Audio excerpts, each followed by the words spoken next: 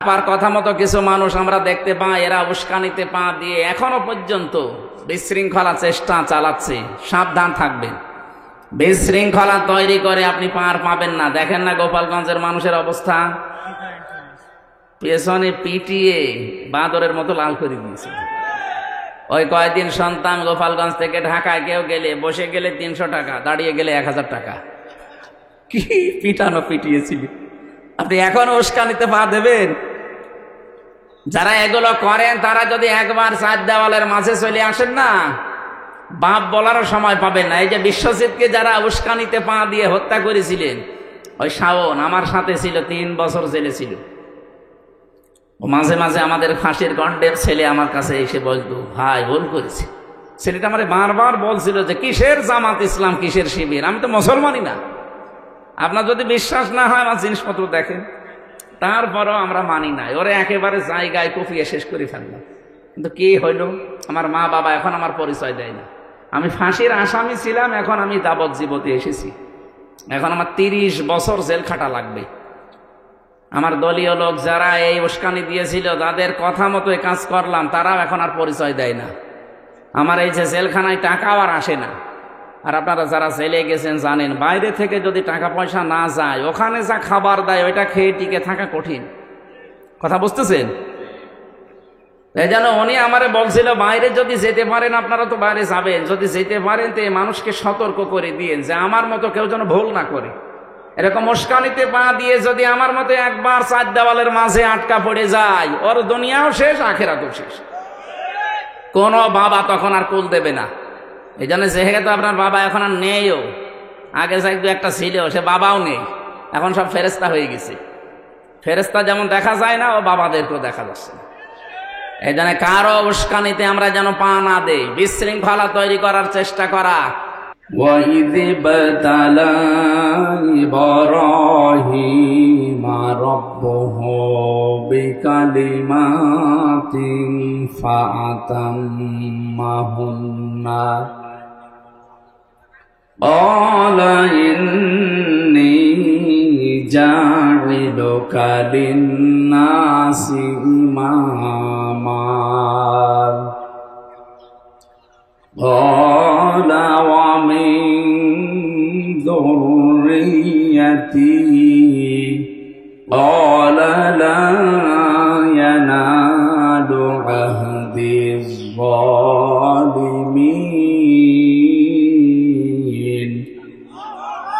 صدقت يا ربنا اللهم صل على সাইয়্যিদিনা মাওলানা মুহাম্মদ।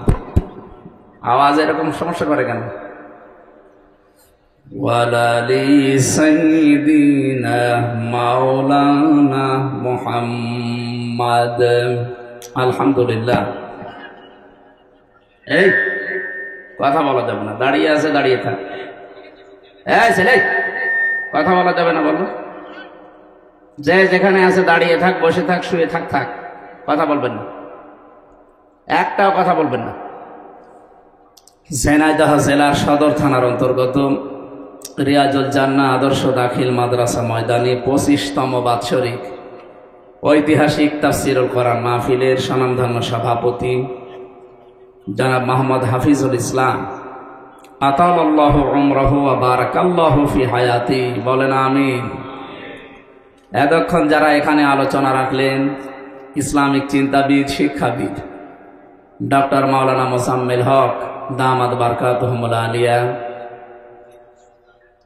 কথা বলেছেন। এখানে আপনাদের ঝিনাইদহ জেলার সন্তান ডক্টর মাওলানা হাবিবুর রহমান, মাওলানা হোসাইন মাহফুজ। মঞ্চে বসা আছেন সর্বজন শ্রদ্ধাভাজন ব্যক্তিবর্গ, বিশেষ করে বাংলাদেশ জামাত ইসলামী ঝিনাইদহ জেলা শাখার শ্রদ্ধাভাজন জেলা আমির। এই ছেলে, আমি কি আর কি করছি? আশ্চর্য। এখান থেকে বসেন, কেউ দাঁড়াবেন না। অধ্যাপক আলী আজম মোহাম্মদ আবু বকর দামাত বারকাতুহুমুল আলিয়া, কুষ্টিয়া ইসলামী বিশ্ববিদ্যালয় আমার প্রাণপ্রিয় প্রতিষ্ঠান। ওখানকার বিভিন্ন বিভাগে শ্রদ্ধাভাজন শিক্ষক মণ্ডলী আশপাশে বসে আছেন, হায়াতে তজ্জেবা সিহাতে কল্লিয়া কামনা করছি আল্লাহ স্যারদের দুনিয়া আখিরাতে সম্মান যেন আরো বাড়িয়ে দেন। আরফা'না লাকা যিকরাক।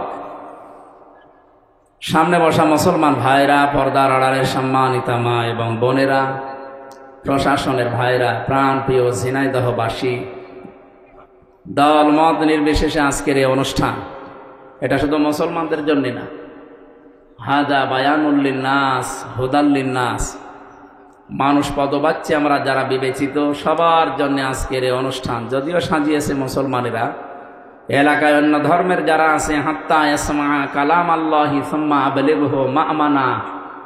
আল্লাহ তাআলা বলেন, হে নবী, অন্য ধর্মের যারা অমুসলিমরা যদি কোরআন শুনতে আসে নিরাপদে তারা যেন শুনতে পারে এবং তারা যেন বাড়িতে যেতে পারে সেই ব্যবস্থাও আপনি করে দেবেন। সুতরাং অন্য ধর্মের কেউ যদি এসে থাকেন আপনাদেরকে ওয়েলকাম জানাচ্ছি। ৯৬% মুসলমানের এই দেশে আপনারা আমাদের আমানত। কান খাড়া করে পরিষ্কার করে একটা কথা শুনি, যতগুলো ষড়যন্ত্র আগস্টের ৫ তারিখের পর থেকে হয়েছে, সবচাইতে সূক্ষ্ম ষড়যন্ত্র হচ্ছে সাম্প্রদায়িক সম্প্রীতি এই দেশে নেই এই কথার ধোয়া তোলা। এটা এখনো চলছে। যারা এখান থেকে চলে গেছেন তারা অন্য কিছু আর পাচ্ছে না, এইটা এখন পেয়েছে। এই জন্য এদেশের মুসলমানেরা যা দেখিয়েছে, বিশেষ করে ইসলামী আন্দোলন, একামতে দিনের যারা খাদেম কর্মী, এ মানুষগুলো অন্যান্য ধর্মের উপাসনালয় যেগুলো সেগুলো পাহারা পর্যন্ত দিয়েছে। এটা পৃথিবীতে দৃষ্টান্ত হয়ে আছে। আপনি মাইক্রোসফট, এটা খ্রিস্টানরা চালায়, এর রিপোর্ট দেখেন। ২০২৪ সালের ৫ আগস্টের পর থেকে সবচাইতে বেশি নিরাপদে আছে অন্য ধর্মের লোকেরা এই বাংলাদেশে। ওরা তো মুসলমান না, এই রিপোর্ট দিয়েছে খ্রিস্টানরা। ভয়েস অফ আমেরিকা ওরাও রিপোর্ট দিয়েছে। এই ৫৪ বছর আমাদের পেছনে আমাদের প্রতিবেশী নামে কলঙ্ক, যারা সারা জীবন আমাদের পেছনে এই কথা ছড়িয়েছে বুশের মোড়লদের কাছে যে দেশে সাম্প্রদায়িক সম্প্রীতি নেই, এদেশে সংখ্যালঘু নির্যাতন হয়, এটা যে মিথ্যা প্রমাণ হয়েছে তামাম দুনিয়া থেকে এখন ধিক্কার আসছে। বিশেষ করে ভয়েস অফ আমেরিকা এরা যখন রিপোর্ট দিয়েছে ২৫৭টা দেশ দুনিয়ায় সবচাইতে বেশি মিথ্যা তথ্য পরিবেশন করে ইন্ডিয়া। এরা এত বেশি মিথ্যা কথা অন্যদের বিরুদ্ধে বলে, পৃথিবীতে এরকম দেশ আর একটাও নেই। সুতরাং বিশ্বের মোড়লরাও এখন বুঝেছে যে ওরা একটা মিথ্যাবাদী। সবাই না, উগ্রপন্থী যারা আছে, জঙ্গি যারা, সন্ত্রাসী যারা, আল্লাহর ঘর বাবরি মসজিদ যারা ভেঙে ফেলেছে, এই মানুষগুলোর তারা মিথ্যা কথা ছড়ায়। এই যে সাংবাদিক নামে কিছু কলঙ্ক আছে, ওদের অনুসারী, মলম, হকার, ওর নাম যেন কি, ময়ূখ, এরকম বহু মানুষ আছে। এই দেশ থেকে মানুষ চিকিৎসা নিতে যেত, তাদের পাসপোর্ট কেড়ে নিয়ে জিজ্ঞাসা করতো যে এই কথা আপনি বলেন যে আমার মেয়েকে রেপ করা হয়েছে, আমরা ওই দেশে পূজা পার্বণ করতে পারি না, এই জন্যই চলে এসেছি। কিন্তু মানুষের যাই হোক, ইমান না থাকলেও বিবেক তো অন্তত আছে। পঞ্চগড় থেকে এবং মাগুরা থেকে 2 জন মহিলা গিয়েছিল কিছুদিন আগে। এই হকার নামে কলঙ্ক সাংবাদিক এরকম একজন পাসপোর্ট কেড়ে নিয়ে জিজ্ঞাসা করছে যে আপনি মিডিয়ার সামনে বলেন যে আপনার মেয়েকে রেপ করা হয়েছে, আপনার দেশে টিকতে পারেননি, এই জন্য চলে এসেছেন। মেয়েটা পুরা উল্টিয়ে গেছে, কি বলেন আপনি? আমি এসেছি আমার মেয়ের হাতের চিকিৎসা করার জন্য। আর সবচাইতে বেশি আমরা নিরাপদে আছি বাংলাদেশে আগস্টের 5 তারিখের পর থেকে। পুরা উল্টিয়ে গেছে। এই জন্য তাম দুনিয়া এখন জানে যে ওরা মিথ্যাবাদী। আমি যে কান খাড়া করার জন্য বলছিলাম এই কথাটা বলার জন্য, যে আপনি একটা মুসলমানের মাথায় যদি বাড়ি দেন আপনার একটা গুনাহ হবে, আর অন্য ধর্মের কারো মাথায় বাড়ি দিলে আপনার ডবল গুনাহ হবে। একটা জুলুমের গুনাহ আর একটা আমানতের খেয়ানতের গুনাহ।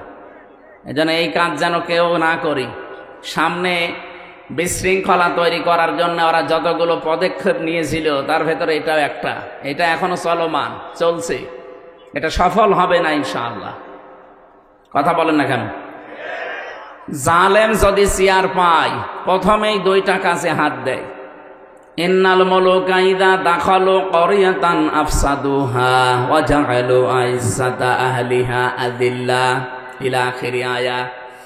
সূরা নমলের 34 নম্বর আয়াতের ভেতরে আল্লাহ জানিয়েছেন, জালেম যদি কোনো জায়গায় চেয়ার পায়, ক্ষমতা পায়, পাওয়ার পেয়ে যায়, প্রথম নাম্বারে সে জমিনে বিশৃঙ্খলা তৈরি করার চেষ্টা চালায়।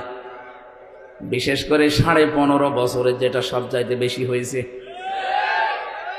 দেখবেন হঠাৎ একটা বিশৃঙ্খলা নিজেরা তৈরি করে দিয়েছে, জনগণ যদি ওদিকে একটু মন দেয়, চোখ দেয়, দেখবেন বাম দিকে আবার আরেকটা তৈরি হয়ে গেছে। এদিকে তাকাবেন, দেখবেন পেছনে আরেকটা চলছে, পেছনে তাকাবেন, ঘুরে সামনে আরেকটা আরম্ভ করে দিয়েছে। এই 15.5 বছরে প্রায় 53টার উপরে বড় বড় বিশৃঙ্খলা তৈরি করেছে ওরা নিজেরাই। এটা জালেমদের প্রথম কাজ। মানুষকে এই সমস্ত বিষয়ে লিপ্ত রেখে ওরা নিজেদের স্বার্থ সিদ্ধি করতে চায়, যেটা 15.5 বছরে করেছিল। যেভাবেই হোক চেয়ারে বসে থাকা লাগবে, কিন্তু শেষ পর্যন্ত আর পারে নাই। স্যার বলছিল না যে আল্লাহ আবাবিল পাঠিয়েছিল, আসলেও 5 তারিখে হঠাৎ করে এত মানুষ আসলো কোত্থেকে? এর ভেতরে মনে হয় ফেরেশতা ছিল। ফেরেশতা যে ছিল এটা কি আমরা বানিয়ে বলছি নাকি? আল্লাহ রাব্বুল আলামিন বলেন, হাত্তা ইযা ফারিহু বিমা উতু আখাযনাহুম বাগতাতান ফাইযা হুম মুবলিসুন। সূরা আনআম 7 নম্বর পারার 12 নম্বর পৃষ্ঠা 2 নম্বর লাইনে 44 নম্বর আয়াতের শেষের দিকে আছে। রব্বুল আলামিন বলেন, যখন ওরা আমার দানকৃত নিয়ামত পাওয়ার পর, ক্ষমতা একটা নিয়ামত, ক্ষমতা কি? এই নিয়ামতটা পেয়ে যখন আনন্দে আত্মহারা হয়েছিল, আমি আল্লাহকে ভুলে গিয়েছিল। বাগতাতান আখাযনাহুম বাগতাতান, এখানে ফাইল সরাসরি আল্লাহ নিজে। আল্লাহ বলেন, আমি নিজে তাদেরকে ধরেছি আকস্মিক ভাবে, হঠাৎ করে। সুতরাং এই আয়াত দ্বারা প্রমাণ হয় 2024-এর 5 আগস্টে শুধু ছাত্র জনতা না, আল্লাহ নিজে আবাবিল পাঠিয়েছিল। আবাবিল হোক আর যাই হোক, ফাইদা হুম মুবলিসুন, তারা নিরাশ হয়ে গেছে, হতাশ হয়ে পড়েছে। 5 মিনিট সময় চেয়েছিল, তাও দেয়নি। তার মানে আল্লাহ যদি না ধরতো, আমার মনে হয় 5 মিনিট পেত। আল্লাহ যেহেতু নিজে ধরেছে, এই জন্য 1 সেকেন্ড আর সময় পায়নি। কথা বলেন ঠিক কিনা? এ পর্যন্ত আল্লাহ শেষ করে দেননি। আল্লাহর পরের শব্দেই জানিয়েছেন, পরের আয়াতে, ফাকুতিআ দাবিরুল কওমিল্লাযীনা যালামু, জালেমদের যে শিকড় এটা কেটে ফেলা হয়ে গেছে। কতিয়া, এটা মসুর, এর কর্তা জানা নেই, ফাইলকে নেই। আমি আয়াতটা বাংলাদেশের 64 জেলাতেই মিলিয়ে দেখেছি, বিশেষ করে ঝিনাইদহ তো আরো বেশি। সূরা নমলে আয়াতের ব্যাখ্যা করা আছে 52 নম্বর আয়াতে, ফাতিলকা বুয়ুতুহুম খাবিয়াতাম বিমা যালামু। আল্লাহ বলেন, এই সেই ঘরগুলো, মনে হচ্ছে এভাবে আঙ্গুল দিয়ে দেখাচ্ছে যে এই সেই ঘরগুলো, খাবিয়াতান, আমি জনশূন্য করে দিয়েছি, ওজার গৃহ বানিয়ে দিয়েছি, পরিত্যক্ত করে দিয়েছি, বিমা যালামু, এই জালেমদের জুলুমের কারণে। আপনি আয়াতটা বাংলাদেশের সাথে মিলিয়ে দেখেন, জালেমদের যত বাড়ি ঘর সব এখন পরিত্যক্ত। আমার কুষ্টিয়ার হানিফের বাড়ি দেখে আসেন, গণ টয়লেট হয়ে গেছে। অথচ 5 তারিখের আগেও কি দাপট ছিল ঘরের? আল্লাহ বলেন, কেন করলাম জানো? বিমা যালামু, এদের জুলুমের কারণে। কারণ যেখানে জুলুম করা হয়, অত্যাচার করা হয়, ওই জায়গাটা পর্যন্ত আল্লাহ অভিশপ্ত বানিয়ে দেয়। আর ঝিনাইদহ তো আপনি দেখেছেন, উলঙ্গ করে টাঙিয়ে রেখেছিল 4 রাস্তার মোড়ে না 5 রাস্তার মোড়ে। ওর বাড়ি ঘরের অবস্থা তাহলে বলেন আল্লাহ কি করেছে? হিরণ চেয়ারম্যান কি অবস্থা দেখেছিলাম ওই সময়। তাহলে ওর নিজেরই যদি শরীরের ওপরে এই যায়, তোর বাড়ির ওপরে কি গেছে? কুষ্টিয়ার হানিফের বাড়ির টয়লেট পর্যন্ত মানুষ, প্যান ছিল, প্যানও খুলে নিয়ে চলে গেছে। এটার বাস্তবতা আছে। আমি 16 সালে একবার হজে যাবার পরে কাবা ঘর তাওয়াফ করে দেখলে উপরে একটু দেখি ঘুরি, হঠাৎ দেখি আমার পেটে ব্যথা। এক পুলিশকে ডাক দিয়ে বললাম, ইয়া আখি তাল, এদিকে আসেন ভাই। ওর ভাষা দিয়ে আমার জিজ্ঞাসা করছে। আমি বললাম, এখানে আমার পেটে ব্যথা করছে, ফার্মেসি কোথায় একটু বলে দিন। উনি আমার ফার্মেসি না দেখিয়ে বলছে, ইয়া হাজিউল হুজ্জাত আয়না বিলাদুকা, হাজি দেশ কোথায়? জি তুমি বাংলাদেশ। বাংলাদেশ থেকে এসেছি। এবার ওর ভাষা দিয়ে আমার বোঝাচ্ছে, হাসি আপনি জানেন না এটা কোন জায়গা? না তো। আবু জাহেলের বাড়ি। আপনি এখনো পায়খানা না করে দাঁড়িয়ে আছেন, তাড়াতাড়ি করেন। পায়খানা করে দেখি আমার পেটের ব্যথা ভালো হয়ে গেছে। মানে আল্লাহ যেন আমারে বোঝাতে চায়, হামজা এত কষ্ট করি, এত টাকা খরচ করি, আসলে 6,500 কিলোমিটার দূর, আর শয়তানের বাড়ি পায়খানা না করে চলে যাবা, তাড়াতাড়ি করো। আমার তো মনে হচ্ছে সারা বাংলাদেশে জালেমদের বাড়িগুলো ঠিক এখন ওই রকম অবস্থা হয়ে গেছে। আপনি আজকেও সকালের পত্রিকা দেখেছেন, ঢাকার ওই বাড়িটা এত আবেগের জায়গা, অনেকের সোমা খেত যে, অথচ সে বাড়িটা এখন দেখেন গণ টয়লেট। আজকে ছবি দেখলাম 4-5 জন করে দেখলাম, এদিকে এদিকে এদিকে, মনে হচ্ছে যে জামাতবদ্ধ টয়লেট চলছে। এটা আল্লাহ এমনি করেনি, জালেমদের জুলুমের কারণে করেছে। কথা বলেন না কেন? বলেন তো এখানে শিক্ষাটা কি? এ পর্যন্ত ছিল জালেমদের, এর পরেরটা আমাদের জন্যে। সূরা নমল 52 নম্বর আয়াতের শেষের দিকে পাবেন, ইন্না ফি যালিকা লায়াতাল লিকাউমিন ইয়ালামুন। এখানে মাঝখানের লামে তাকিদ আছে। আল্লাহ যেন গ্যারান্টি দিয়ে বলতে চায়, অবশ্যই এর ভেতরে শিক্ষা আছে যারা জ্ঞানী তাদের জন্য। তাহলে আমরা যারা জ্ঞানী মানুষ দাবি করি, আমাদের শিক্ষা কি? জালেমদের এত বড় শিকড় যদি আল্লাহ কেটে ফেলতে পারে, একেবারে সমূলে উপড়িয়ে ফেলতে পারে। আপনি জানেন জালেমদের শিকড় কত নিচে ছিল? ইউনিয়নের দারোয়ান থেকে শুরু করে সংসদ পর্যন্ত প্রত্যেক জায়গায় জালেমদের লোক সব সেট করা ছিল। আমি নিজে তো দেখেছি রিমান্ডে ওদের কি শক্ত মজবুত চেন, একেবারে টপ টু বটন সব জায়গায়। অথচ আল্লাহ পুরান শিকল একেবারে সবগুলো কেটে দিয়েছেন, ওদের বাড়ি ঘরের অস্তিত্ব পর্যন্ত এখন আল্লাহ রাখেন নাই। যদি আয়াতটা নাজিল হয়েছে লূত নবী আলাইহিস সালামের উম্মতকে উদ্দেশ্য করে, অথচ 2024-এর 5 আগস্টের বিকাল 5টার সময় মনে হচ্ছে আবার আরেকবার নাজিল হয়েছে। তাহলে আমাদের এখানে শিক্ষা নেওয়া দরকার, এই জালেমদের এত বড় শিকড় যদি আল্লাহ কেটে ফেলতে পারে, আগামীতে যারা আসবেন চেয়ারে বসবেন, তারা যদি জালেম হয়, তাদের বাড়ি ঘরও কিন্তু 5 বছর পরে শ্মশান হয়ে যাবে। আশা করছি শিক্ষা নেবেন, নাকি এ পর্যন্ত শেষ? বলেন। এখানে করা ওরা যে চেষ্টা চালাচ্ছে সব মাঠে মারা যাচ্ছে, একটাও সফল হচ্ছে না। আর আপার কথা মতো কিছু মানুষ আমরা দেখতে পাই, এরা উস্কানিতে পা দিয়ে এখনো পর্যন্ত বিশৃঙ্খলা চেষ্টা চালাচ্ছে। সাবধান থাকবেন, বিশৃঙ্খলা তৈরি করে আপনি পার পাবেন না। দেখেন না গোপালগঞ্জের মানুষের অবস্থা, পেছনে পিটিয়ে বাঁদরের মতো লাল করে দিয়েছে। ওই কয়েকদিন সন্তান গোপালগঞ্জ থেকে ঢাকায় কেউ গেলে, বসে গেলে 300 টাকা, দাঁড়িয়ে গেলে 1000 টাকা। কি পিটানো পিটিয়েছিল! আপনি এখন উস্কানিতে পা দেবেন? যারা এগুলো করেন তারা যদি একবার 4 দেওয়ালের মাঝে চলে আসেন না, বাপ বলারও সময় পাবেন না। এই যে বিশ্বজিৎকে যারা উস্কানিতে পা দিয়ে হত্যা করেছিলেন, ওই শাওন আমার সাথে ছিল, 3 বছর জেলে ছিল। ও মাঝে মাঝে আমাদের ফাঁসির গন্ডের ছেলে আমার কাছে এসে বলতো, ভাই ভুল করেছি। ছেলেটা আমার বারবার বলছিল যে কিসের জামাত ইসলাম, কিসের শিবির, আমি তো মুসলমানই না। আপনার যদি বিশ্বাস না হয় আমার জিনিসপত্র দেখেন। তারপরও আমরা মানি নাই, ওরা একেবারে জায়গায় কুপিয়ে শেষ করে ফেললাম। কিন্তু কি হইল, আমার মা বাবা এখন আমার পরিচয় দেয় না। আমি ফাঁসির আসামি ছিলাম, এখন আমি যাবজ্জীবতে এসেছি। এখন আমার 30 বছর জেল খাটা লাগবে। আমার দলীয় লোক যারা এই উস্কানি দিয়েছিল, তাদের কথা মতো কাজ করলাম, তারাও এখন আর পরিচয় দেয় না। আমার এই যে জেলখানায় টাকাও আর আসে না। আর আপনারা যারা জেলে গেছেন জানেন, বাইরে থেকে যদি টাকা পয়সা না যায়, ওখানে যা খাবার দেয় ওইটা খেয়ে টিকে থাকা কঠিন। কথা বুঝতেছেন?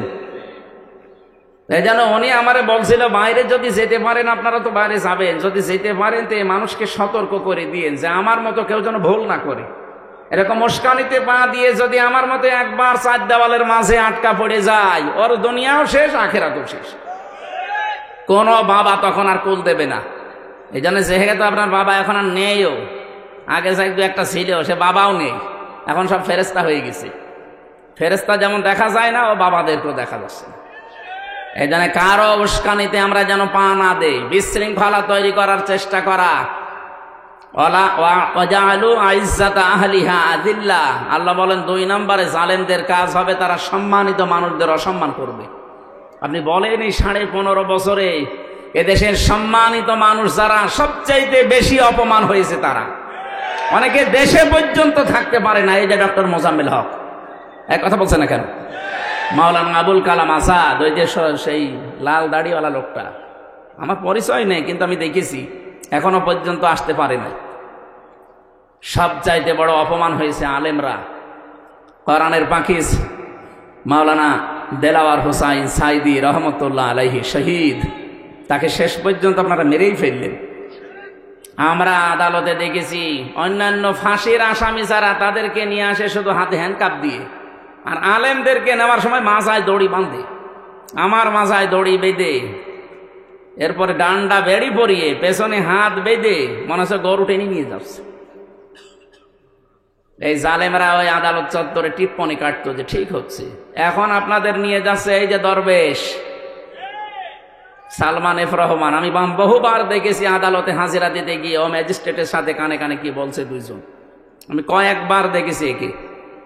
কি এখন আপনাকে ওই ম্যাজিস্ট্রেটই তো শাস্তি দিচ্ছে, কোরআনটা আল্লাহ উল্টিয়ে দিয়েছে। এখন আপনারা বলতেন যে কেমন লাগে দেখেন হুজুর, কেমন লাগে দেখেন, আমরাও এখন বলি দেখেন কেমন লাগে।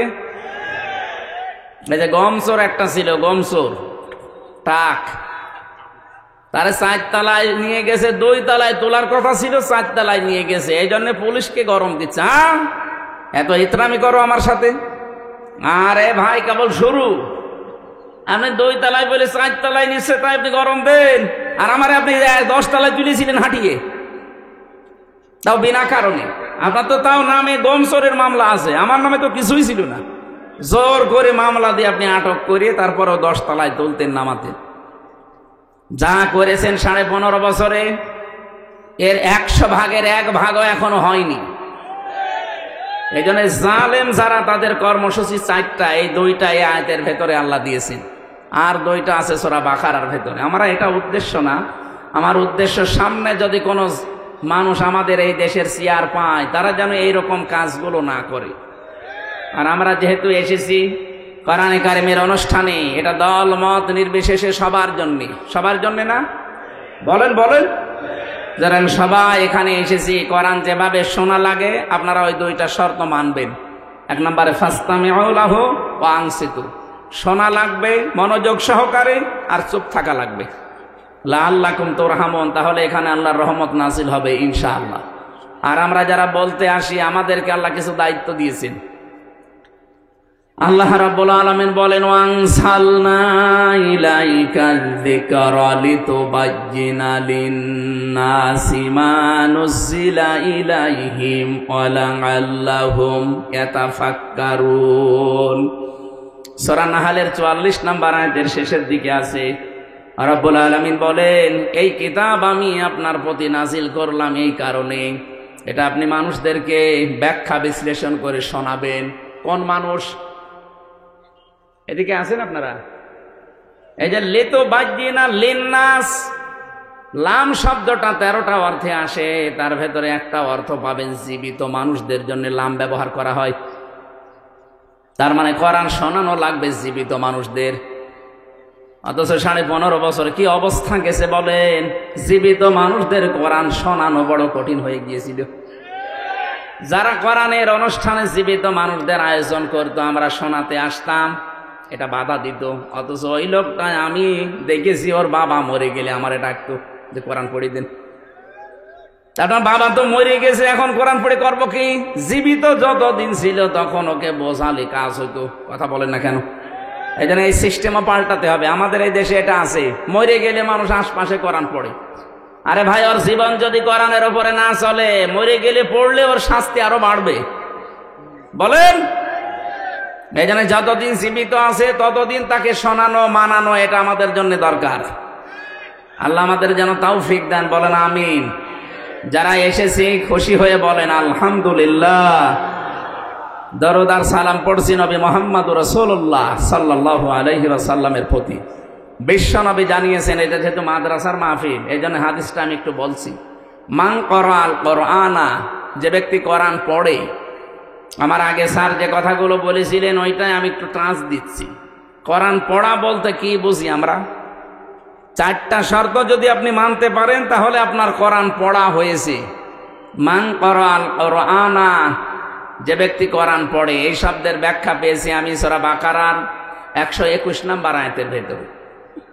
আল্লাহ রাব্বুল আলামিন বলেন, আল্লাযীনা আতাইনাহুমুল কিতাবা ইয়াতলুনাহু হাক্কা তিলাওয়াতি উলাইকা ইউমিনুনা বিহি। যাদেরকে আমি কিতাব দিয়েছি তারা এই কিতাবকে হক আদায় করে তেলাওয়াত করে। তাফসিরে ফি জিলালিল কোরআন সাইয়্যিদ কুতুব রাহমাতুল্লাহ আলাইহি উনি হাক্কা তিলাওয়াতের ব্যাখ্যায় দিয়েছেন 4টা বিষয়। যদি কেউ 4টা বিষয় সামনে রেখে পড়তে পারে, সে যেন কোরআন হক আদায় করে পড়ে আর সেই কোরআনে বিশ্বাসী। এখানে যারা আমরা আছি দেখেন তো আমাদের হয় কিনা। 1 নম্বরে পড়া লাগবে শুদ্ধ করে। আর এই জন্যই মাদ্রাসা।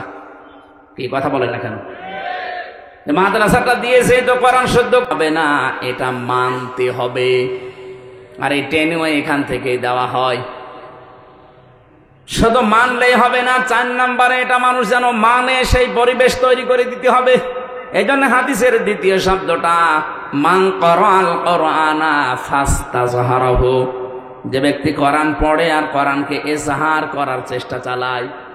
এজহার মানে, আমি এজহারের যতগুলো অর্থ পেয়েছি, এজহার মানে স্পষ্ট করা, এজহার মানে দাঁড় করানো, এজহার মানে কায়েম করা, এজহার মানে বিজয় করা। এখান থেকে আমার মনে হয় যত সিস্টেম বের হয় তাদেরকে এই শিক্ষায় দেওয়া হয় যে কোরআনকে পরিবার, সমাজ আর রাষ্ট্রে দাঁড় করাতে হবে। এক কথা বলেন না কেন? আপনি যতদিন কোরআন পড়বেন শুদ্ধ করে, এই বাংলাদেশে অন্তত আপনার শত্রু আপনি পাবেন না। যতদিন বুঝবেন কোন শত্রু আপনার নেই, আপনি দেখবেন নেই, যতদিন আপনি নিজে কম বেশি মানবেন আপনার শত্রু পাবেন না। যেই বলবেন না আমি এটা মানাতে চাই, তখনই আপনার পেছনে লেগে যাবে। এই যে আহমেদ শফি, হেফাজত ইসলামের আমির, সাবেক আমির, ইন্তেকাল করেছে লোকটা। আল্লাহ রাব্বুল আলামিন তাকে যেন মাফ করে দেন। বলেন, এই লোকটা যতদিন কোরআন পড়েছে সারা বাংলাদেশে কোনো শত্রু ছিল তার? যতদিন বুঝেছিল শত্রু ছিল, যতদিন নিজে মানত কম বেশি কোনো শত্রু ছিল না। যখনই বলেছে না এটা আমি মানুষকে মানাতে চাই, কোরআনে আছে ওয়াল্লাযীনা লা ইউযুনা রাসূলাল্লাহি লাহুম আযাবুন আলীম, রাসূলকে যারা কষ্ট দিচ্ছে এবং দেবে তাদের জন্য যন্ত্রণাদায়ক শাস্তি আল্লাহ রেডি করে রেখেছে। উনি যখন এই দফাটা সামনে দিলেন যে রাসূলুল্লাহকে অন্তত কেউ যেন কষ্ট দিতে না পারে, এই আইনটা আমরা চাই, তখনই শাপলা চত্বর কায়েম করে দিয়েছে। শুধু এতটুকুই না, তার নাম পর্যন্ত জালেমরা পাল্টিয়ে দিয়েছে। তার নাম দিয়েছে তেতুল হুজুর। ওনার নাম কি তেতুল হুজুর ছিল? আপনি কথা বলছেন? আল্লামা সাইদি রহমতুল্লাহ আলাইহি ওনাকে জেলখানায় এই 13টা বছরে জালেমরা বহুবার অফার দিয়েছিল যে আপনি কোরআন শুদ্ধ করে পড়েন, আপনি বোঝেন, আপনি দরকার হয় নিজে রাজনৈতিক একটা দল আলাদা করে অথবা একটা দরবার আলাদা খুলে আপনি মুরিদ বানান, যা লাগে আমরা আছি। কিন্তু কোরআন মানুষ মানে মানুক, না মানে না মানুক, ওইটাই আপনার যাবার দরকার নেই। উনি মানেননি, এই জন্য শেষ পর্যন্ত মেরে ফেলেছে। তাহলে এখান থেকে বুঝলাম কি, কোরআন শুধু পড়লেই হচ্ছে না, এটাকে এজহার করার চেষ্টা চালাতে হবে। পৃথিবীতে নবী রাসূলদেরকে আল্লাহ পাঠানোর যে উদ্দেশ্য, বিশেষ করে আমাদের নবীকে, ওয়াল্লাযী আরসালা রাসূলাহু বিল হুদা ওয়া দীনিল হক লিইয়ুযহিরাহু আলাদ-দীনি কুল্লি ওয়া কাফা বিল্লাহি শাহীদা। এরকম 3 জায়গায় আল্লাহ একই আয়াত দিয়ে জানাতে চেয়েছেন তিনি সে আল্লাহ যিনি তার রাসূলকে সত্য দিন বিধান এই দুনিয়ায় দিয়ে পাঠিয়েছেন। একটাই উদ্দেশ্য, লিইয়ুযহিরাহু আলাদ-দীনি কুল্লি, তিনি যেন ইজহার করে। এই যে ইজহার শব্দের ব্যাখ্যায় আমি ইবনে ফিজিল আলিল কোরআনে পেয়েছি, মুফাসসির লিখেছেন এখানে ইজহার মানে আল্লাহ বিজয়ী করে দেখাতে চায়। যেহেতু আল্লাহ নিজে চাচ্ছেন তিনি বিজয়ী করতে, ওরা যতই চাচ্ছে না এটা আমরা বিজয়ী হতে দেব না, আল্লাহর সিদ্ধান্তের বাইরে আপনি পারবেন। ইউরিদুনা আইয়ুকফিউ নূরাল্লাহি বিআফওয়াহিহিম ওয়া ইয়াবাল্লাহু ইল্লা আইয়ুতিম্মা নূরাহু ওয়ালাউ কারিহাল কাফিরুন। ওরা চায় মুখের ফু দিয়ে আল্লাহর এই বাণীকে লিভিয়ে দেবে। আল্লাহ বলেন না, আমার একটা সিদ্ধান্ত আছে, আমি আল্লাহ আমার এই নূরকে পরিপূর্ণতায় রূপ দেবই। বলেন তো এই সিদ্ধান্ত নিচ্ছে কে? আরো জোরে বলেন। এই জন্য আমাদের কোনো চিন্তা নেই, আমরা এই কোরআনের মালিকও না। কি কোরআনের মালিক আমরা? এমনকি জমিনেরও মালিক না, আমরা তো খাদেম। কি আমরা এই কোরআনের খাদেম না? আমরা চেষ্টা করে যাচ্ছি এই কোরআনে কারিমকে তার জায়গা মতো পৌঁছিয়ে দেওয়ার চেষ্টা করতে করতে জীবনের শেষ দিন পর্যন্ত চালাবো। হলে ভালো, না হলে আমাদের কোনো লস নেই, কারণ আমাদের জন্য নির্ধারিত বেতন আছে। আরো আসতে বলেন। আজকের মাহফিলের যিনি সভাপতি হাফিজুর রহমান, উনি যদি বলে জমিনটা আমার, 5 জন মানুষকে আমি নিলাম কামলা হিসাবে, আপনারা আমার এই জমিতে ধান লাগাবেন বিকাল 5টা পর্যন্ত, এরপর আপনাদের বেতন দিয়ে দেব। বিকাল 5টা পর্যন্ত আমরা লাগাতে আছি, মাত্র 10 মিনিট বাকি আছে বিকাল 5টা বাজতে। হঠাৎ দেখি 4-5 জন মস্তান এসে বলছে ধান তুলে ফেলা লাগবে। কি আমরা যারা এখানে অন্তত খাদেমের দায়িত্বে আছি, লেবার আছি, কামলা আছি, এই কাজ আমরা করতে দেব? কথা বলেন না কেন? ওরা যদি তুলতেও চায় বলবো না ভাই আর 5-10 মিনিট আছে, 10 মিনিট পরে মালিক আমাদের বেতন দিয়ে দেবে, এরপরে আপনারা তুলবেন, দরকার আপনাদের সাথে আমরাও তুলব। কারণ এই জমিনও আমাদের না, এই ধানও আমাদের না। কথা বলেন ঠিক কিনা? কিন্তু বিকাল 5টা আগে আমরা তুলতে দেব না। আপনি যত বড় মস্তান হন, যদি বেশি ঝামেলা করেন, দরকারে হাতাহাতি হবে, মারামারি হবে, দরকারে মেরে ফেলা লাগে মেরে ফেলবো। এই কথা বলছে না কেন? কারণ আমার বেতন না হলে আমি বাড়ি যাব কি নিয়ে? ওরা সব ভোকা ফাঁকা আছে বাড়িতে, ওদেরকে খাবার দিয়ে যে বেতন লাগবে, এটা যেমন সহজে বুঝেছেন, আল্লাহর কসম এই জমিনের মালিক আল্লাহ, আমরা শুধু খাদেম, আমরা কামলা। চেষ্টা চালিয়ে যাচ্ছি এটাকে তার জায়গা মতো পৌঁছিয়ে দেওয়ার জন্য বিভিন্ন কায়দায়। যদি হয় ভালো, বিকাল 5টা মানে জীবনের শেষ দিন, জীবনের শেষ দিন পর্যন্ত চেষ্টা চালাবো। এর আগে যদি কেউ এটা কায়েমে বাধা দেয়, এটা পড়ায় বাধা দেয়, এটা বোঝায় বাধা দেয়, তাহলে হয়তো হাতাহাতি হবে, তার সাথে কথা কাটাকাটি হবে, মারামারি হবে, দরকার এই মেরে ফেলতে মেরেও ফেলবো। এরপরও আমার বেতন লাগবে। বেতন পাবো কয়টায়? 5টায়। বলেন বলেন। কারণ বেতন না পেলে আমার বিশাল জীবন সামনে পড়ে আছে, এই জীবন আমি পাড়ি দেবো কি করে? আমার বেতনই যদি না হয়, বাড়িতে যেমন যেতে পারবো না, বেতন না পেলে আমার জীবনও চলবে না। কথা বলেন ঠিক কিনা? এখন এর পরেও যদি মস্তানরা তুলে ফেলে ধান, ও ঝিনাইদা বাঁশি ভালো করে শোনেন, এরপরেও যদি মস্তানরা বলে না এই যে অস্ত্র দেখছেন এক্ষুনি তুলে ফেলা লাগবে, তুলে ফেলতেছে, আমরা আর পারলাম না বাধা দিয়ে। এখন যিনি মালিক হাফিজুর রহমান, উনি যদি দেখে যে মস্তানরা 10 মিনিট আগে সব তুলে ফেলেছে, ওনার জমিন, ওনার ধান, আমাদের চাইতে ওনার একটু কষ্ট বেশি লাগার কথা না? এই কথা বলেন না কেন? ওনার কষ্ট বেশি মানে ওনার ধান লস, ওনার বেতন তো অলরেডি দেওয়া লাগবে, কারণ আমরা প্রায় কাজ করে ফেলেছি। এরপরেও যদি উনি কিছু না বলে, বুঝতে হবে উনি দুর্বল, এই জন্য কিছু বলছে না। না না, উনি যদি এখন সামনাসামনি কিছু না বলে আপনি ভেবে নিতে পারেন উনি গোপনে এমন কিছু করবে যে মস্তানরা শ্বাস ফেলারও সময় পাবে না। সেই কাজ কৌশল ওনার আছে, না তো এত বড় জমিনের মালিক হতে পারতো না। এখানে 1 কাঠা জমিনের দাম 50 লাখ, সেখানে 1 বিঘা জমিনে ধান লাগাচ্ছে। বুঝতে হবে ওনার পেছনে অনেক কিছু আছে। কথা বোঝেন? তাহলে উনি যদি এখন সামনাসামনি মস্তানদের কিছু না বলে বুঝে নিতে হবে যে ওর গোপনে কোনো কিছু আছে।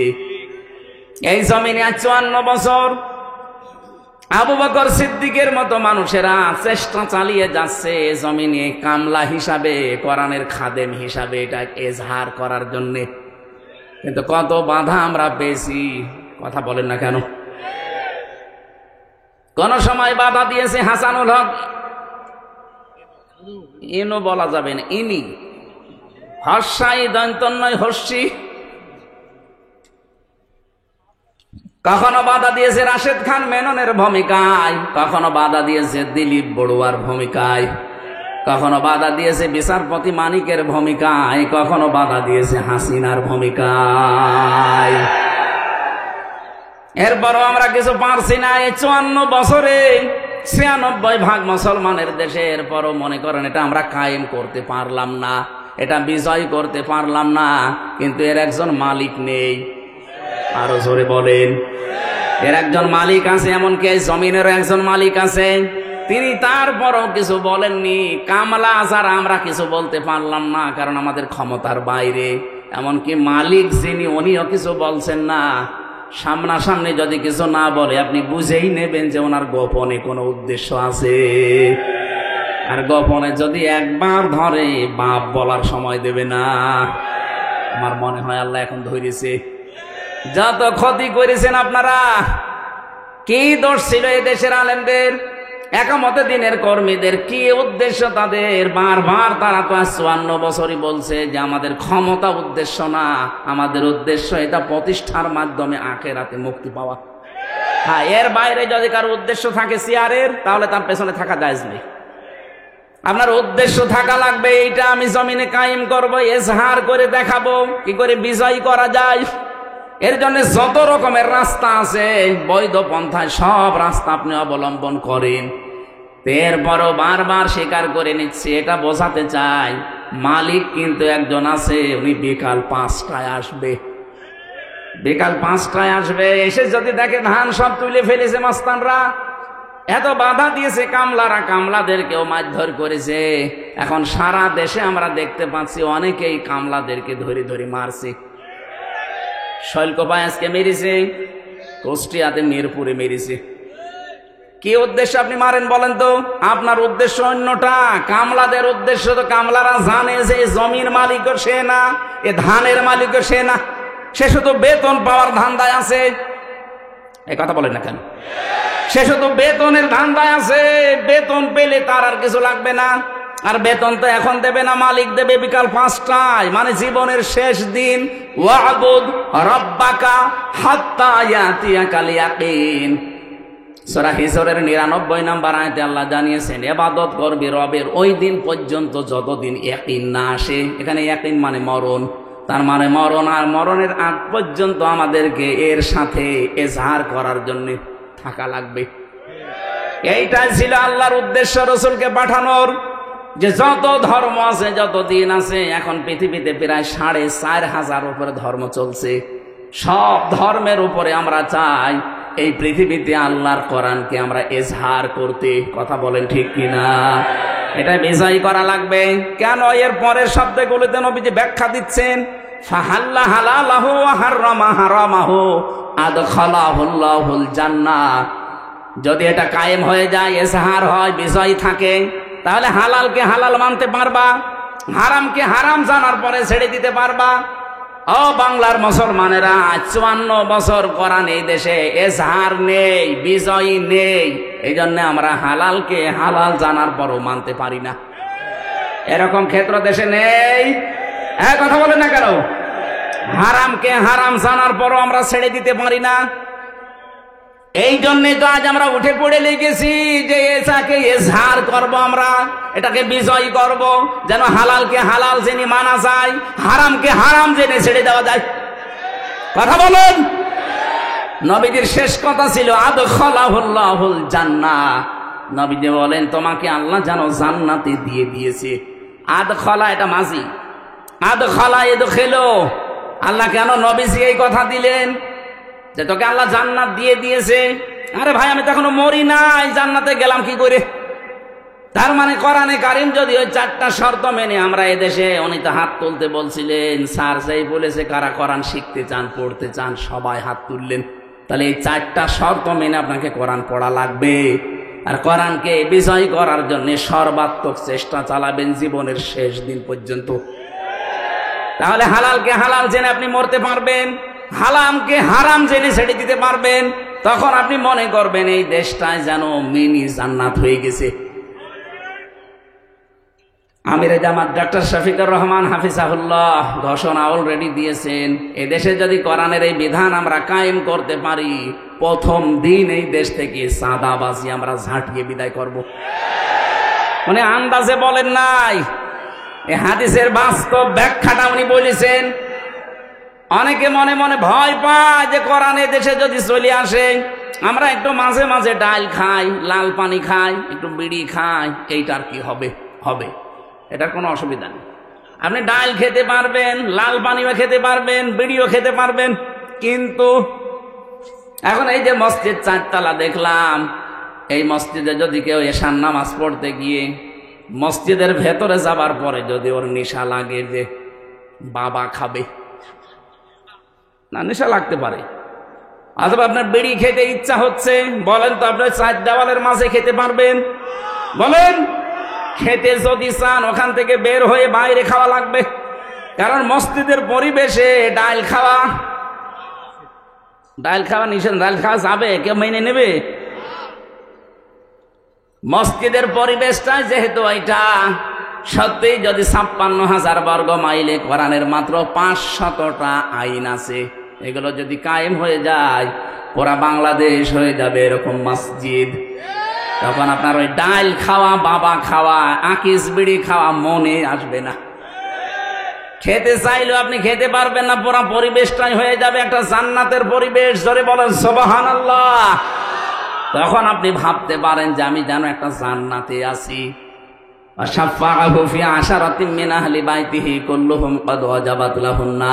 এটা যে হাফেজরা পাগড়ি নিল, এরা যদি সত্যিই কোরআনে কারিম বুকে ধারণ করে, আর একে যদি হালাল যা আছে হালালগুলো মেনে নিয়ে হারামগুলোকে ছেড়ে দিতে পারে, ওই পরিবেশ কায়েম করে কিয়ামতের দিন 10 জন মানুষকে সুপারিশ করে সে জান্নাতে নিয়ে যেতে পারবে। আল্লাহ পাক আমাদেরকে হাদিসের এই ফাস্তা সহারাহু, কোরআনকে বিজয় করার মন মানসিকতা যেন সবার ভেতরে তৈরি করে দেন। বলেন আমিন। আমরা এই কোরআন থেকে মাত্র একটা আয়াত পড়েছি, 6,236টা আয়াত আছে, এটা বিশুদ্ধ। 6,666টি আয়াত আছে, এটা প্রসিদ্ধ। দুইটাই ঠিক আছে। আমরা মাত্র একটা পড়েছি, সূরা বাকারার 124 নম্বর আয়াত। যদিও এটা জাতির পিতা হযরত ইব্রাহিম আলাইহিস সালাম সম্পর্কে, কিন্তু এটা আমরা যেহেতু ইব্রাহিম নবীর সন্তান, আমরা তার সন্তান না? কথা বলেন না কেন? আমাদের নাম রেখেছেন আমাদের বাবা ইব্রাহিম, আমাদের নাম যে মুসলিম, এ নাম দিয়েছে কে? মিল্লাতা আবিকুম ইব্রাহিম হুয়া সাম্মাকুমুল মুসলিমিন। আল্লাহ পাক বলেন তোমাদের জাতির পিতা ইব্রাহিম আমি আল্লাহ জানিয়ে দিলাম, আর তিনি তোমাদের নাম মুসলিম রেখেছেন। এখানে হুয়ার ফাইল দুইটা, তাফসিরে ইবনে কাসিরের ভেতরে 2 জনের নাম আছে। হুয়ার ফাইল হয় আল্লাহ, নয় আমাদের জাতির পিতা যিনি ইব্রাহিম। এখান থেকে শিক্ষা পাওয়া যায়, মুফাসসির লিখেছেন বাবা হিসাবে হযরত ইব্রাহিম যেহেতু আমাদের নাম তিনি লিখে দিয়েছেন, এখানে যত বাবা আছেন তাদেরও কিন্তু সন্তানের উপরে কিছু দায়িত্ব, প্রধান দায়িত্ব 4টা, আর সব মিলিয়ে 11টা। এই দায়িত্বগুলো যদি আপনি বাবা, মা, বড় ভাই, গার্জিয়ান দাবি করেন, এই দায়িত্বগুলো পালন করা লাগবে। বিশেষ করে বাবা আর মা, 1 নম্বরে তার নাম রাখা লাগবে, অর্থবোধক নাম। এখানে কত বাবা আছেন এমন আধুনিক নাম রাখতেছে, এ নাম রেখেছে ডেঞ্জার। ডেঞ্জার মানে কি? ভয়ঙ্কর। ও বড় যত হয় তত ভয়ঙ্কর হয়। এজন্য নাম এমন অর্থবোধক নামবেন, কিয়ামতের দিন যেন আল্লাহ অন্য কিছু যদি নাও পায়, নামের দিকে তাকিয়ে যেন আল্লাহ মাফ করে দেন। হাদিসটা যদিও দুর্বল সনদের দিক থেকে, আমি শিক্ষার জন্য বলছি। কিয়ামতের দিন হাসরের ওই ময়দানে আল্লাহ ডাক দেবেন নাকি মরিয়ম বলে, হাজার হাজার মরিয়ম মহিলা দাঁড়িয়ে যাবে। রব্বুল আলামিন বলেন, না, আমি তো এত মরিয়ম চাইনি, আমি ঈসা নবীর মা মরিয়ম আলাইহিস সালামকে চেয়েছি। মরিয়ম নামের মেয়েরা বলবে, রব্বুল আলামিন তুমি তো বলো না যে ঈসা নবীর মা মরিয়ম কোথায়। দুনিয়াতে তোমার আদেশ তো মানি নাই, আজকে যখন ডাক দিয়েছো মনে করলাম যে আমাকেই ডাকতেছো, এই জন্য হাজির হয়ে গেছি। আল্লাহ রাব্বুল আলামিন বলেন, আজকের এই ময়দানে ঈসা নবীর মা মরিয়মের সাথে যত মরিয়ম লাব্বাইক বলেছো, যাও তোমাদেরকেও মাফ করে দিলাম। আমি আবার বলছি, সনদটা দুর্বল, তারপরে উদ্বুদ্ধ করার জন্য বললাম। বলেন তো, নাম ও কিয়ামতের ময়দানে কাছে আসবে, এই জন্য সন্তানের নাম আপনি এমন অর্থবোধক রাখবেন। সেজন্য কুষ্টিয়ায় সেদিন আমি একটা নাম দেখলাম বড় বাজারে, দোকানে সাইনবোর্ডের উপরে লিখে রেখেছে মেহাদ স্টোর। না, ওনারে বললাম যে ভাই কি এটা, বলছে আমার ছেলের নাম। মেহাদ মানে জানেন আপনি? না, কোরআন শরীফে আমি পেয়েছি বিসাল মেহাদ। আরে ভাই, মেহাদ মানে জাহান্নামের নিকৃষ্ট স্থান। তা ওই নাম কালকেই পাল্টাবো। কোরআন শরীফে আছে বলে আপনি একেবারে মেহাদ রেখে দিলেন। তো কাজীবান রাখে না অনেকে, সাইদি সাহেব বলতো খিনজির রাখে, কোরআন শরীফে আছে না। অর্থবোধক নাম রাখা লাগবে, কারণ নামের প্রভাব মানুষের জীবনে প্রায় অর্ধেক। রবীন্দ্রনাথ ঠাকুরের একটা কবিতা পড়েননি যে এক গাদা সম্পদ থাকার চাইতে একটা অর্থবোধক নাম থাকা অনেক উত্তম। এই জন্য আমি আশা করব আপনারা নাম এমন রাখবেন, পরবর্তীতে যেন এই নামের একটা প্রভাব তার জীবনের ভেতরে পাওয়া যায়। নামের প্রভাব আমি পেয়েছি। রিমান্ডে আমার সবচাইতে বেশি অত্যাচার করেছিল যে অফিসারটা, ওর নাম হচ্ছে আসাদুজ্জামান। আসাদ, আসাদ মানে কি? সিংহের মতো আসতো, চোখ আমার বেঁধে নিত আগে। এরপরে ঘরের ভেতরে মাটির নিচে নিয়ে ওই যে সমস্ত জিনিস দিয়ে নখ তোলে, ওইগুলো নিয়ে এসে চোখ খুলে বলতে, দেখেন আমরা এগুলো দিয়ে পা হাতের নখ তুলি, যে ভোরও তুলে ফেলি। পায়ের নিচে একাধারে 10 মিনিট পিটায়, লোহার মোগর আছে ওইটা দিয়ে পায়ের নিচে একাধারে যদি আপনাকে আধা ঘন্টা পেটানো যায়, আপনি অন্ধকার দেখবেন চোখে, আর দেখতে পাবেন না। কারণ ওদের ট্রেনিং দেওয়া আছে তো, কোন কোন জায়গায় মারলে কি কি বলে। এই লোকটার নামের প্রভাব পেতাম, খারাপ প্রভাব, ভালো প্রভাব পাইনি। আসাদ মানে যেহেতু সিংহ, ও ইসলামী মাইন্ডের মানুষ পেলেই নাকি ও সিংহের মতো গর্জন দিয়ে উঠত, যে আজকে আমার রূপ দেখাবো। আমরা এমন এমন নাম রাখবো, পরবর্তীতে এই নামগুলো যেন ইসলামের কাজে লাগে। আসাদটা যদি অন্তত ইসলামের কাজে লাগাতে পারত, আমার মনে হয় ওর দ্বারা অনেক উপকার হতো, কারণ পুরাটা চালাতো ওই বিভাগটা সে। এরকম 1628টা চেয়ার ছিল বাংলাদেশে। এই 1628টা চেয়ারে যারা ছিল, তারা যদি হযরত ওমরের মতো মানুষ তৈরি হতো, হযরত আলীর মতো মানুষ তৈরি হতো, এই বাংলাদেশটা সত্যি একটা মিনি জান্নাত বানিয়ে ফেলতে পারতাম আমরা। আমরা সেই স্বপ্নই দেখি সামনে, যে এই 1628টা চেয়ারে এমন মানুষকে আমরা বসাতে চাই যে মানুষগুলো সত্যি এখানে বসে হযরত ওমরের মতো দায়িত্ব পালন করবে। এ দেশটা দাঁড়িয়ে যাবে ইনশাল্লাহ, কোনো অসুবিধা নেই। জালেমরা যা করেছে এটা কিছু সময় লাগবে, কারণ এই যে যাবার সময় আল্লাহর ওলি 14টা ব্রিফকেস নিয়ে গেছে, সব ছাই ভরা আর মাটি ভরা ছিল। পাইলটকে শুধু বলেছিল ব্রিফকেস গুলো উঠেছে, বলছে হ্যাঁ চলো, আর কারোর সাথে কথা বলেন। আপনি যদি একটু কাওয়া কাকুকেও বলতেন যে কাওয়া চলে গেলাম, তাও বলবেন না। আমার নাম্বারও জোগাড় করে বলতে পারতেন না যে হামজা 3 বছর জেল খাটালাম, কিছু মনে করো না, চলে গেলাম, দোয়া করু, তাও বলেন। আপনি চলে গেলেন এইভাবে, এই দেশে কি দিয়ে গেলেন? বিশাল বিশাল বোঝা দিয়ে গেলেন। এই যে 780 জন মানুষ এখন হাসপাতালে বিভিন্ন অঙ্গ প্রত্যঙ্গ হারিয়েছে, এরা তার পরিবারের জন্য, সমাজের জন্য বোঝা না? এই কথা বলছেন না কেন? অথচ বিশ্ব নবী যেদিন নবুয়ত পান ওই দিন বাড়িতে আসার পরে বলেছিলেন জাম্মিলুনি ইয়া খাদিজা, আমাকে ঢেকে দাও, আমি ভয় পেয়েছি। হযরতে খাদিজা ওই দিন 5টা কথা বলেছিলেন। কাল্লা, কখনো না, মা ইউখজিকাল্লাহু আবাদান, আপনাকে আল্লাহ অপমান অপদস্থ করতে পারে না। ইন্নাকা লা তাসিলুর রহিমা, আপনি তো রক্তের সম্পর্ক ঠিক রাখেন। এই হাদিস থেকে প্রমাণ হয় যারা আত্মীয়তার সম্পর্ক ঠিক রাখে তাদের মনের ভেতর থেকে আল্লাহ যত রকমের ভয় আছে সব দূর করে দেয়। আর আমরা যত রকমের সম্পর্ক সবগুলো কাট করি। আত্মীয়তার সম্পর্ক বলেন, রক্তের সম্পর্ক বলেন, আরো বাকি যে সম্পর্ক আছে সবগুলো আর আমরা কাটছাট করি। এই জন্য যত ভয় আমাদের ভেতরে আল্লাহ ঢুকিয়ে দেয়। এক কথা বলছে না কেন? আমি নাটোরে এক পুলিশ গাড়ি, রাত 2টা বাজে, তখন গাড়ি আটকিয়ে বলছে হুজুর একটু দোয়া করেন। কি দোয়া? আমার বুকে ফু দিয়ে দেন। কেন? যে ডিউটি করছিলাম, হঠাৎ দেখলাম তাল গাছের ভেতরে কি যেন নড়ে উঠল। আমি ভয় পেয়েছি, লবণ পানি খাবো, আপনি আমার একটু ফু দিয়ে দেন। আমি ওনারা একটু আলাড়ে দেখি নিয়ে বললাম, ভাই আপনি আমার সামনে মিথ্যা কথা বলবেন না, আপনি সত্যি করে বলেন তো আপনার জীবনে রক্তের সম্পর্ক, আত্মীয়তার সম্পর্কে কোনো ঝামেলা আছে? ও সত্যি কথাই বলছে হ্যাঁ, আমার ভাইয়ের সাথে আমার কথা হয় না, জমি জায়গা নিয়ে একটু ঝামেলা আছে, এই জন্যে আমার ভাই বড়টার সাথে আমি কথা বলি না। এই তো রক্তের সম্পর্ক যারা দুনিয়ায় ঠিক রাখে না তাদের ভেতরে আল্লাহ একটা ভয় ঢুকিয়ে দেয়। আপনি ওই তাল গাছে কি নড়ে উঠেছে ওই ভয় না, আপনার এমনি একটা অজানা ভয় সবসময় ভেতরে থাকবে। এই জন্য রক্তের সম্পর্ক যাদের ঠিক নেই, আপনি যতই সাহস নিয়ে চলতে চান অজানা একটা ভয় আল্লাহ তৈরি করে দেবে।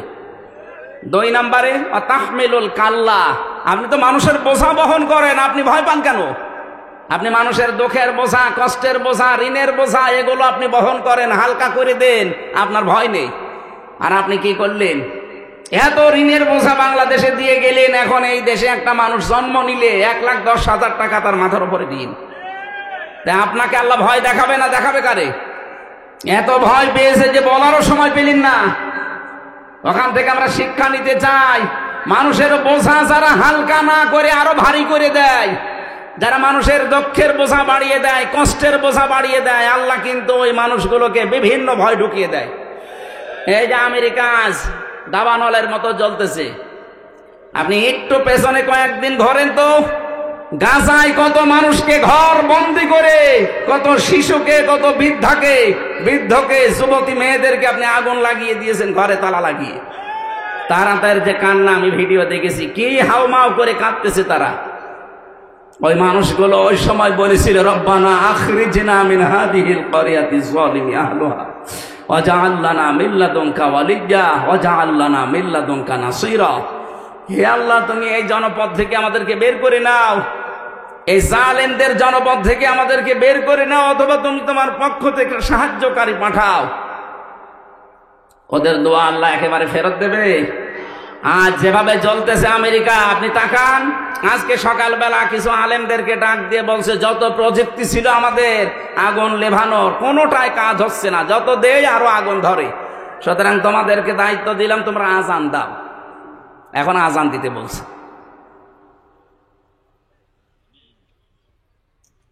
এই জন্য কত রকমের ভয় আল্লাহ এখন ঢুকিয়ে দিয়েছে ওদের ভেতরে। আপনি চিন্তা করেন তো, আমেরিকা বাংলাদেশের চাইতে 59 ডবল। এই দেশটা 59টা জোড়া দিলে যত বড় হবে, ওই দেশ একাই অত বড়। কি দাবানল দাও দাও করে জ্বলছে, মনে হচ্ছে যে কোনো নাটক সিনেমার শুটিং চলছে, অথবা একটা বাস্তব। ওইটা যারা মানুষের বোঝা হালকা না করে আরো ভারী করে দেন, আপনি বিশ্বাস করবেন আপনার ভেতরে অজানা ভয় আল্লাহ ঢুকিয়ে দেবে। এই 15.5 বছরে বহু বোঝা আপনি মানুষকে দিয়েছেন, বিনা কারণে একটা মানুষের মিথ্যা মামলা দিয়ে, মিথ্যা সাক্ষী দিয়ে তার পরিবারটা আপনি নষ্ট করে দিয়েছেন। আপনাকে আল্লাহ এখন ভয় দেখাবে না? কত রকমের ভয় আপনাকে আল্লাহ ঢোকাবে আপনি জানেন? কিচ্ছু জানে না। একটা মানুষ ঘরে ঘুমিয়ে আছে, ঘুম থেকে উঠে দেখছে থানা হাজতে। কি গো, তুই গাছ কেটেছিস? কখন? স্বপ্নে। এইটা কি বানিয়ে বললাম না, এরকম হয়েছে? আমারে তুলে নিয়ে গেল আমার বাড়ির 2 তলা থেকে, আর পরের দিন পেপারে দিয়ে দিল যে ওনারা আমরা চড়হাস থেকে ধরেছি। ডাহা মিথ্যা কথা। যে মামলা দিয়েছিল ও শয়তানও বিশ্বাস করে না। জজ সাহেব মাঝে মাঝে আমার যে মামলা উঠতো আমার নিয়ে যেত, জজ হাসতো যে কি দিয়ে বিচার করবো বলেন তো। অথচ 3টা বছর উনি জামিন দেয়নি। অথচ এই জজই ছিল তখন। এই যে আগস্টের 5 তারিখের পরে শুধু আমি মামলাটা তুলেছি, মামলা দেখে বলছে যে কি দিয়ে বিচার করব, এর ভেতরে তো কোনো মাল নেই, দেন একেবারে খারিজ করে দিলাম। আমি বলতেও গেলাম যে মাননীয় আদালতে মামলাটা তো 3 বছর আপনার কাছে ছিল, তখন তো বলেননি, এখন বলছেন যে কোনো মাল নেই, মাল কি আগে ছিল? উনি এইটাই বলতো যে হুজুর আমার হাত বাঁধা, আমার কিছু করার নেই। কথা বলছে না কেন? এইটাই বলতো যে আমার হাত বাঁধা, এই 3 বছর আমার কিছু করার নেই, এখন হাত খোলা আছে, আমি ন্যায় বিচার করেছি, আমাকে একেবারে নির্দোষ, আমার কোনো দোষ পাইনি, বিনা অপরাধে 3টা বছর আমার জীবন নষ্ট করেছে ওরা। আমরা চাই 1628টা চেয়ারের নাম বলছিলাম না, কোন চেয়ারের যেন হাত বাঁধা না থাকে, প্রত্যেকটা চেয়ারের হাত যেন আবু সাইদের মতো খোলা থাকে। হ্যাঁ, এটা চান না আপনারা? কারা চান দেখি? লিল্লাহে তাকবীর।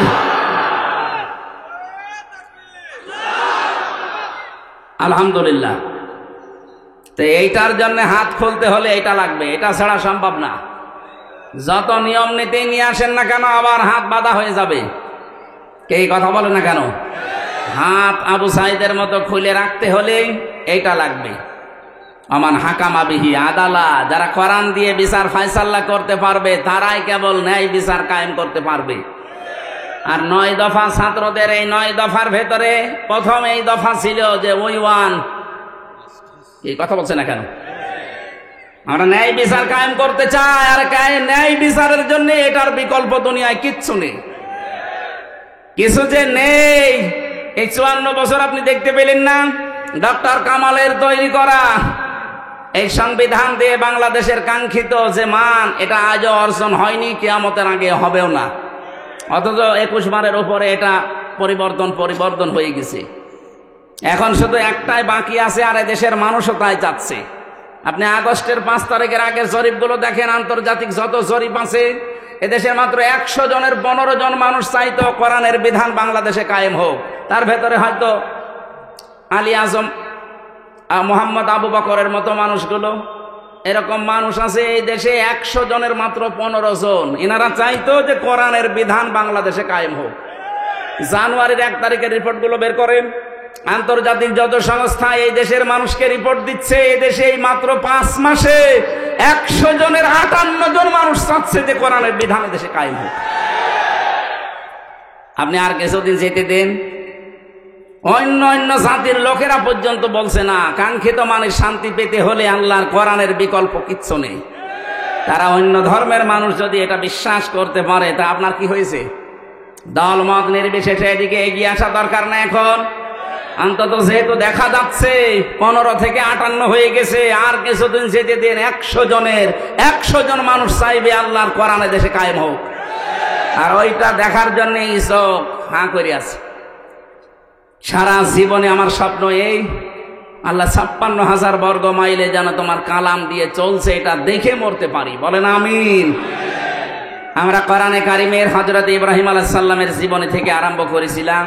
উনি নাম রেখেছেন আমাদের সন্তান হিসাবে। নাম কি? মুসলিম। বলেন তো নাম কি? আল্লাহ রাব্বুল আলামিন বলেন, তোমাদের জাতির পিতা ইন্তেকালের আগে তোমাদেরকে ডাক দিয়ে বলেছিলেন, ওয়াসসা বিহা ইব্রাহিম বানিহি ওয়া ইয়াকুব ইয়া বানিয়া ইন্নাল্লাহা আসতাফা লাকুমুদ্দীন ফালা তামুতুন্না ইল্লা ওয়া আনতুম মুসলিমুন। হযরত ইব্রাহিম এবং ইয়াকুব এই দুইজন নবী ইন্তেকালের আগে তার সন্তানদেরকে ওসিয়ত করছিলেন যে আমার সন্তানেরা, কলিজার টুকরা সন্তানেরা, অবশ্যই আল্লাহ তোমাদের জন্য মনোনীত করেছেন, নির্ধারিত করেছেন, তোমাদের জন্য পছন্দ করেছেন একটা দিনকে। সেই দিন মানে এই রাতের পরে যে দিন আসবে ওই দিন।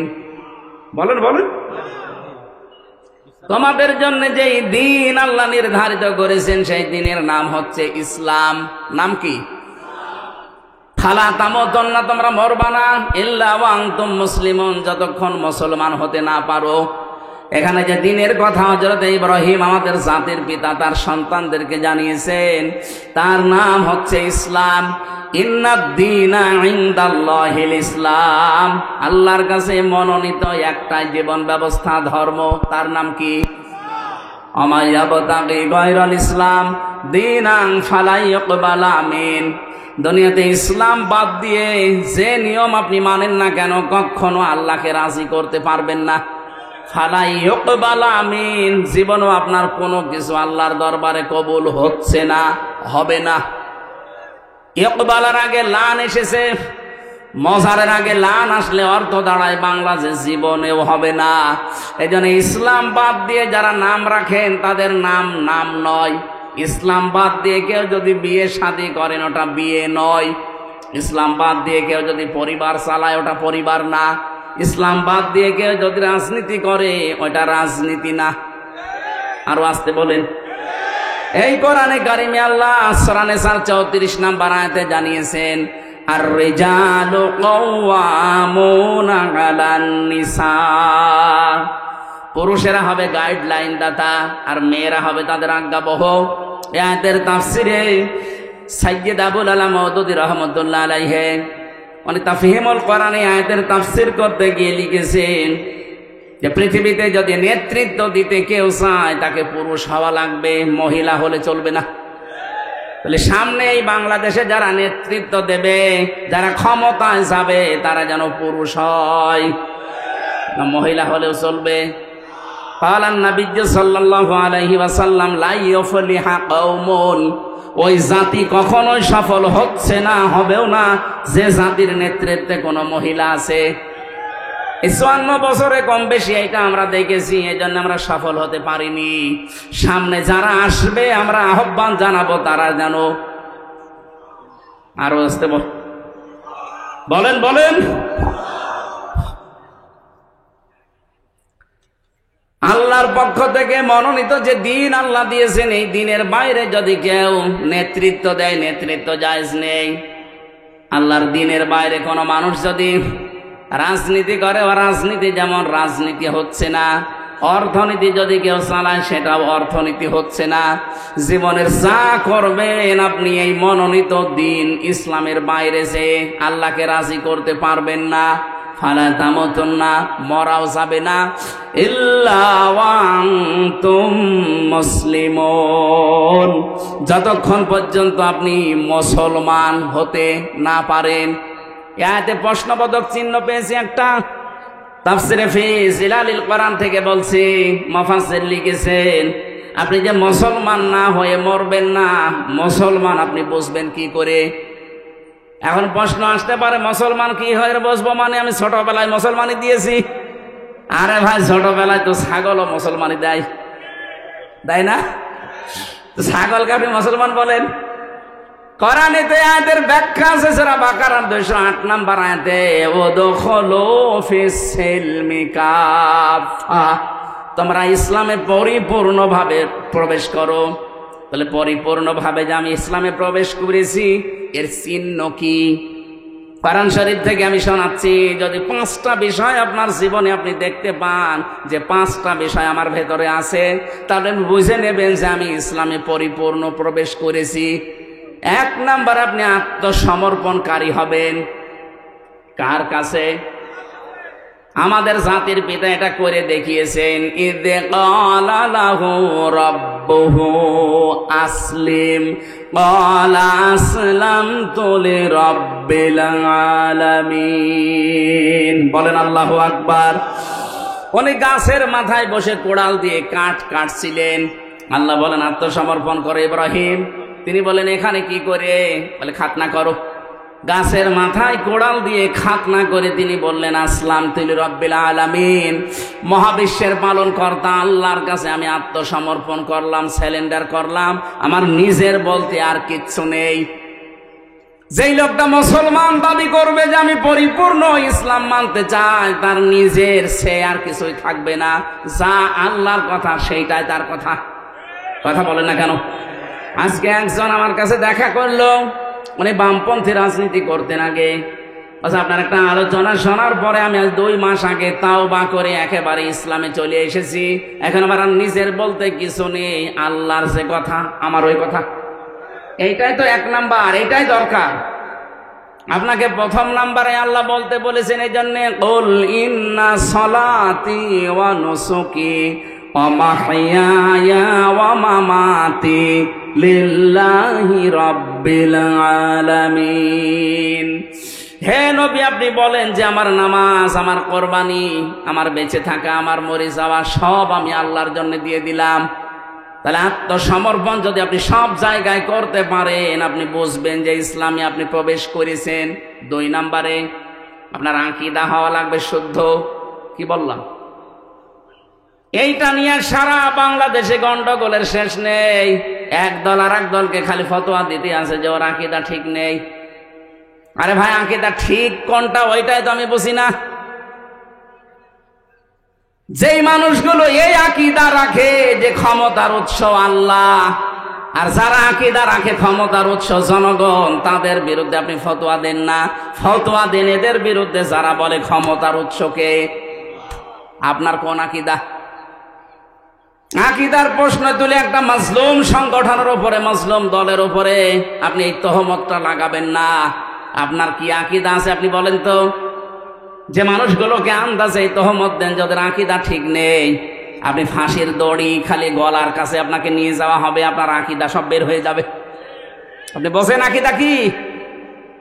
অথচ যাদের আপনি এই দোষ দিচ্ছেন তারা তো ফাঁসির দড়ি অলরেডি গলায় নিয়ে অনেকজন বিদায় অলরেডি নিয়েছে। আপনার ভেতরে কয়জন আছে যে ফাঁসির দড়ি না, শুধু ফাঁসি হবে কথা শুনে আপনার আকীদা পাল্টিয়ে যায়? 3 নম্বরে শুধু আকীদার প্রশ্ন, এখানে হাজার হাজার কথা আছে। 3 নম্বরে শুধু আকীদা না, আপনার চরিত্র উন্নত হওয়া লাগবে। আর চরিত্র যদি নিতেই হয় উন্নত করার জন্য, মুহাম্মাদুর রাসূলুল্লাহ তার থেকে নেওয়া লাগবে। কারণ তার চাইতে উত্তম চরিত্র এই দুনিয়ায় আর কারো। এরপরে আপনার ইখলাস লাগবে, যা করবেন এটা যেন লোক দেখানোর জন্য না হয়। এটা কার জন্য হবে? ইখলাসটা আমাদের অধিকাংশ ভেতরে নেই। 5 নাম্বার আপনার লেনদেন যেন স্বচ্ছ হয়। এটা অনেক ভালো মানুষ দেখতে মনে হয়, এত বড় বড় পাগড়ি মাথায় দিয়ে দাঁড়িয়ে রেখে রাস্তা দিয়ে হেঁটে গেলে মনে হয় যে জিবরাইল হেঁটে যাচ্ছে, অথচ লেনদেন ঠিক নেই। কারো কাছে যদি একবার ধার করে জীবনে তার সাথে দেখা করে না। এই কথা বলছে না? কোন দোকানে যদি বাকি খায় ওই দোকানের সামনে দিয়ে আর যায় না। না, আপনার লেনদেন ঠিক করা লাগবে। এই 5টা বিষয় যখন আপনি দেখবেন যে হ্যাঁ আমি মেনে চলতে পারছি, 1 নম্বরে আত্মসমর্পণ আল্লাহর কাছে, 2 নাম্বার আপনার ইখলাস লাগবে, 3 নম্বরে আকীদা বিশুদ্ধ হওয়া লাগবে, 4 নম্বরে চরিত্র হওয়া লাগবে উন্নত, 5 নাম্বার আপনার লেনদেন স্বচ্ছ চলবে। আপনি তখন বুঝবেন যে আপনি ইসলামে পরিপূর্ণভাবে প্রবেশ করেছেন। আমি যে কথা বলতে চাচ্ছিলাম, আমাদের নবী, আমাদের জাতির পিতা ইব্রাহিম আলাইহিস সালাম তার সন্তানদেরকে যে আদেশ দিয়েছিলেন, আল্লাহ রাব্বুল আলামিন আমরাও যেহেতু তার সন্তান দাবি করি, আমরা ইব্রাহিমের সন্তান না? নাকি এই যে নতুন জাতির পিতার সন্তান? না, এটা তো বানানো। আর আমাদের যেটা ওটা বানানো না, আল্লাহ নিজে বানিয়ে পাঠিয়েছেন। সুবহানাল্লাহ বলতে পারেন নাই? এমনি এমনি বানিয়েছে।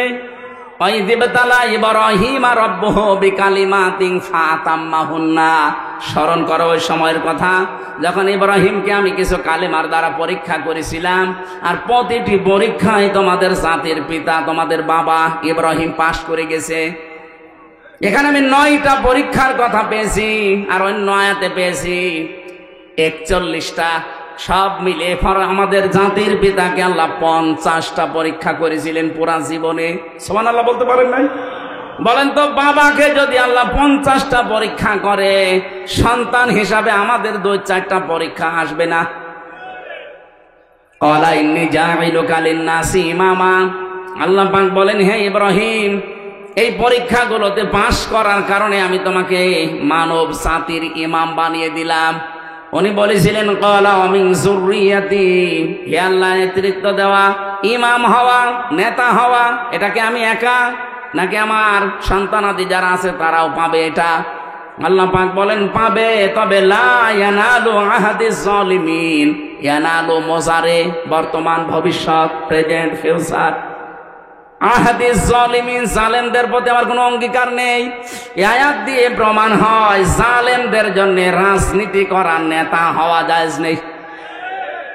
অথচ এই দেশে যে যত বড় জালেম হয় সে তত বড় নেতা হয়। এখন থেকে আর এটা হবে না ইনশাআল্লাহ। কথা বলেন না কেন? এখন থেকে আর কোন জালেম নেতৃত্বে আসতে পারবে না। ইব্রাহিম নবীকে আল্লাহ 50টা পরীক্ষা করেছিলেন, পুরা কোরআনে আছে ওই 50টা পরীক্ষা। তার ঈমান সম্পর্কে আল্লাহ 10টা পরীক্ষা নিয়েছেন। সূরা আনআমের ভেতরে আছে 69 নম্বর আয়াত থেকে শুরু করে প্রায় 10টা আয়াতে আছে ওই পরীক্ষাগুলো। তার আমল বা কাজ সম্পর্কে আল্লাহ পরীক্ষা নিয়েছেন 30টা। সূরা তাওবা 111 নম্বর 12 নম্বর আয়াতে আছে 10টা। সূরা মুমিনুনের 1 থেকে 11 নম্বর আয়াত পর্যন্ত আছে 10টা। সূরা আহজাবের 35 নম্বর আয়াতে আছে 10টা। এই 30টা, ওদিকে 10, এদিকে 30, 40। আর তার নিজের স্বভাব, এই স্বভাব নিজের শরীর এবং মাথা থেকে শুরু করে পা পর্যন্ত এর ভেতরে নিয়েছেন পরীক্ষা 10টা।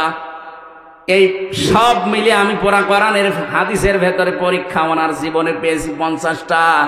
আল্লাহ পাক 50টা পরীক্ষা নিয়ে তিনি একটাতেও ফেল করেননি, প্রত্যেকটাই পাশ করে গেছেন। আমরা তার সন্তান হিসাবে এরকম পরীক্ষাগুলো যদি সামনে আসে আমরাও পাশ করার চেষ্টা চালাবো ইনশাল্লাহ। আমি আর আগাতে পারছি না, কালকের মাহফিলটা অনেক দূরে, চট্টগ্রাম, দিনের বেলা তো এই জন্য এখনই যাওয়া লাগবে, 12টা বেজে যাচ্ছে। আগামীতে আসলে আমি আরো ব্যাখ্যা করে কথা বলবো ইনশাল্লাহ। আল্লাহুম্মা আমিন। লা ইলাহা ইল্লা আনতা সুবহানাকা ইন্নী কুনতু মিনাজ জালিমিন। আল্লাহুম্মা ইগফিরলি ওয়ারহামনি ওয়াহদিনি ওয়া'ফিনি ওয়ারযুকনি ইয়া রাব্বাল আলামিন। আল্লাহ তাআলা কোরআনে কারীম শোনার জন্য আমরা যারা চাতক পাখির মতো বসেছিলাম, আমরা যেভাবে আরম্ভ করেছিলাম, এখনো কয়েক ঘন্টা আমরা কথা বললে কেউ চলে যেত না, কিন্তু চারিদিক থেকে তাকিয়ে আমি শেষ করে দিয়েছি। যতটুকুই বুঝলাম আমাদের জীবনে তুমি আমল করার তৌফিক দাও।